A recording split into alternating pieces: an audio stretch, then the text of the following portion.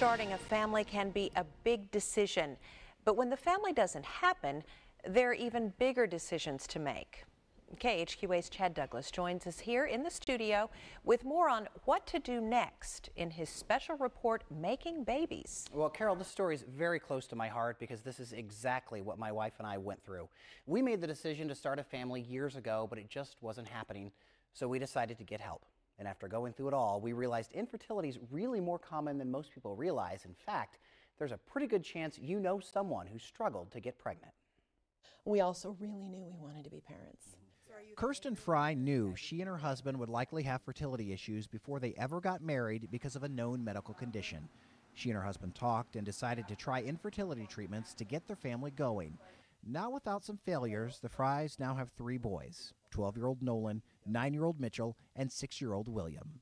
And when you can't do something that everybody can do, I think it really makes you question and have real doubts or insecurities about who you are as a female or who you are as a male. And that's why the subject of infertility can be seen as taboo or something you just don't talk about.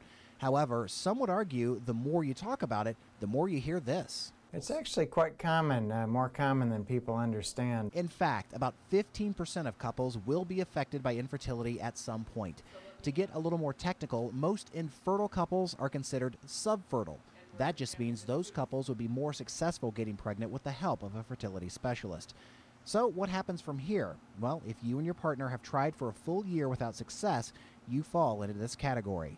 The first step is to talk to your local gynecologist or urologist.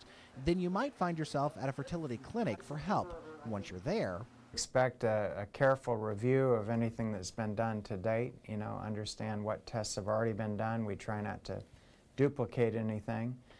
We would then do any other additional tests that we felt would be important in advising the couple. And then based on that result, we move into treatment if that's what the couple wants. There are several options of treatments, including surgery, intrauterine inseminations or IUI, and in vitro fertilization or IVF. It can be quite involved, especially an IVF process, which involves daily injections for 10, 12 days, followed by an egg retrieval process that takes place here in the hospital. And then a few days later, 5 days later, commonly we'll then transfer the embryo or embryos, depending on circumstances. Any infertile couple will tell you infertility treatments encompass your life for about a month because the injections have to be given in certain areas and at certain times.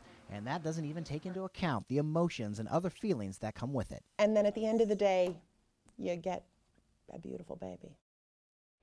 Well, hopefully. Nothing in this field is 100%, but the numbers are interesting. Dr. Van Voorhis tells me couples have a 20% chance of conceiving naturally. Couples going through IVF have a 50 to 60% chance of a successful pregnancy. Now, of course, with all things medical, there are risks involved. And tonight on KHQA News at 10, Chad will show us some of the risks involved, including medical, emotional, and financial.